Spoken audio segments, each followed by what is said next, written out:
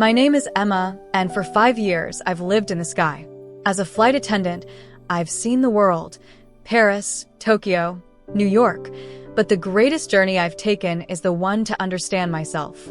I grew up in a small town outside Seattle, where love was supposed to look a certain way.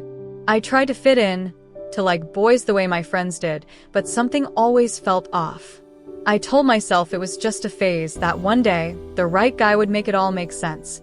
But deep down, I knew the truth. Then I met Sarah. She was different, confident, sharp-witted, effortlessly charming. Working alongside her made every flight feel lighter, every layover more exciting. I convinced myself it was admiration, that the way my heart raced around her was just admiration. But one night, after a long shift, we sat side by side in the crew lounge, sipping bad airport coffee, laughing over something neither of us would remember the next day. She looked at me, then really looked at me, and for the first time I felt seen. That's when I knew I was falling for her. Tokyo had always felt electric, its neon lights, its endless streets, its heartbeat pulsing beneath the soles of my feet. But that night, in a hotel room 20 stories above the city, all of that energy turned into something terrifying. Sarah and I had been assigned to a special flight for the airline, a week-long stay in Japan before heading back to the States. Our layover felt like an unexpected gift. Extra time together, no schedules, no rushing through terminals. That evening, we had planned to go out, maybe grab sushi at a tiny spot she had read about in Shinjuku. But jet lag won. So instead, we stayed in. I remember the way the city stretched below us, endless and glowing.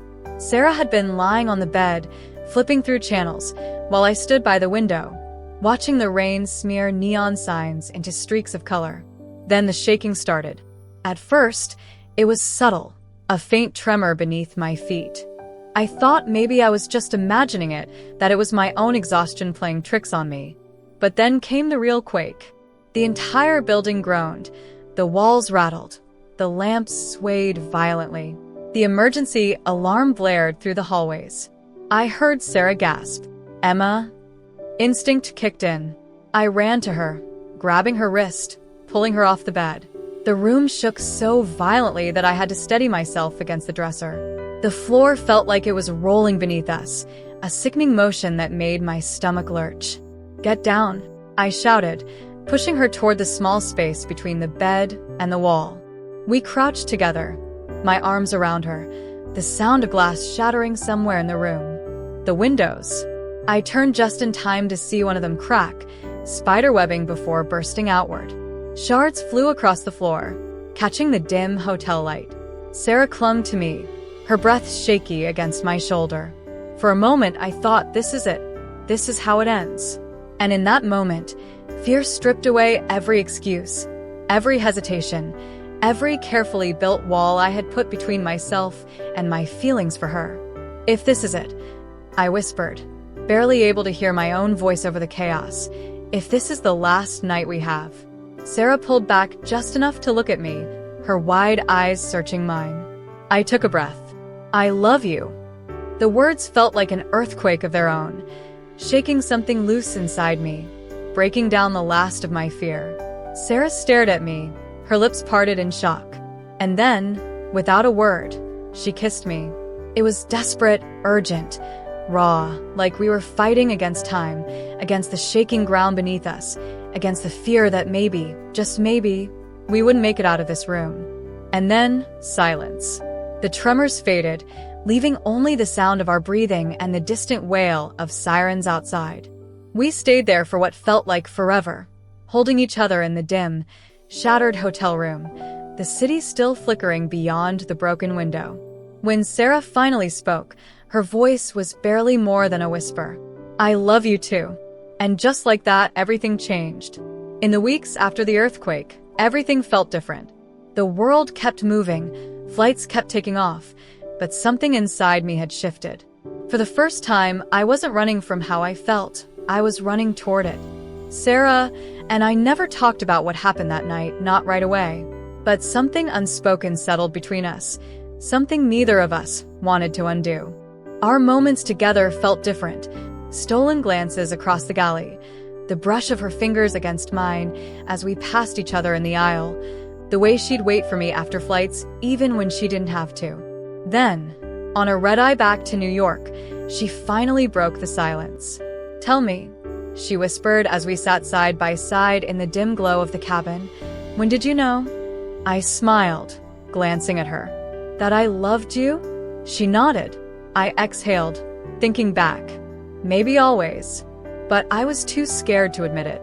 She studied me for a moment before smirking. "I knew the first time you got flustered around me." I scoffed. "I was not flustered." She laughed softly. "You were." I rolled my eyes, but I couldn't stop smiling. From then on, love became part of our journey. We spent layovers exploring new cities hand in hand, breakfast in Paris, late-night walks in London, chasing sunsets in San Francisco. Every airport felt warmer, every flight lighter. One evening, back in New York, we sat on a bench in Central Park, watching the skyline glow. Sarah turned to me, her fingers intertwining with mine. "We've been flying in circles for too long," she said. I looked at her, my heart pounding. "What do you mean?" She smiled. "I mean, it's time we start flying somewhere together." And for the first time, I wasn't afraid, and I had no idea what to do next. Months passed, filled with flights, layovers, and quiet moments stolen between departures.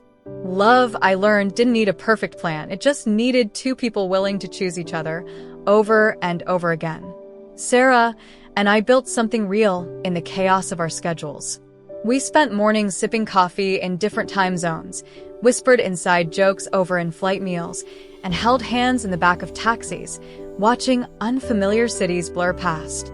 But love, no matter how strong, comes with choices. One evening, after a long-haul flight to Los Angeles, we sat in a cafe near Santa Monica Pier, the air thick with sea salt and something unspoken. Sarah stirred her iced coffee, her fingers tracing the rim of the glass.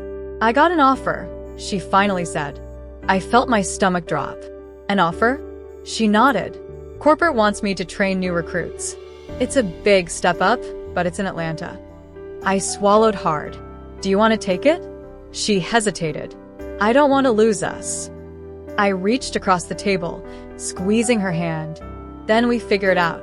And we did. Sarah took the job, and we learned that love isn't about distance. It's about showing up.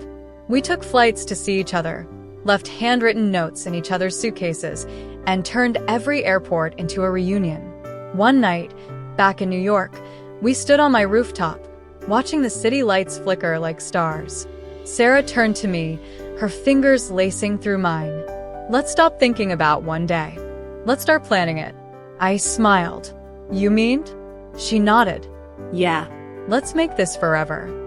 And in that moment, I knew I had finally found where I belonged. Thank you for taking the time to watch this story. Your support means the world to me. I hope this journey of love and self-acceptance resonated with you in some way. If this story touched your heart, inspired you, or made you feel seen, then it has done its job. Remember, love is love, and you are worthy of happiness just as you are. Love is not something we should hide, fear, or question. It is something we deserve to embrace.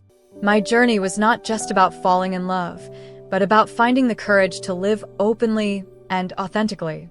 For years, I convinced myself that love had to fit a certain mold, that who I was could never truly belong. But love, real love, does not conform to expectations. It does not ask us to be anyone other than ourselves. To those still searching, still hesitating, know this. You are not alone. Your feelings are real. Your love is valid. And no matter where you are in your journey, you are worthy of happiness. Choosing to live openly may not always be easy, but it is worth it. There is freedom in authenticity, in embracing who you are, in holding the hand of the person you love without fear. The world is changing, and you, just as you are, have a place in it. I'd love to hear your thoughts on this story. Share your feelings in the comments. Your voice matters, and your story could inspire someone else. If you want to see more heartfelt coming out stories, don't forget to subscribe and turn on notifications. More stories of love, Courage and self-acceptance are coming your way.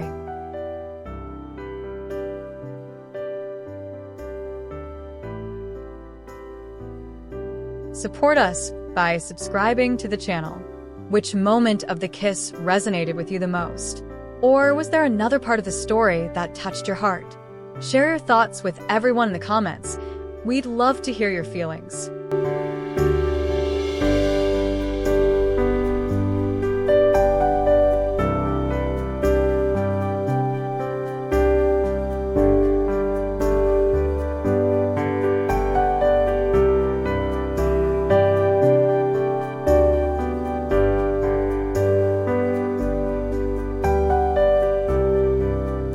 Support us by subscribing to the channel. Which moment of the kiss resonated with you the most? Or was there another part of the story that touched your heart?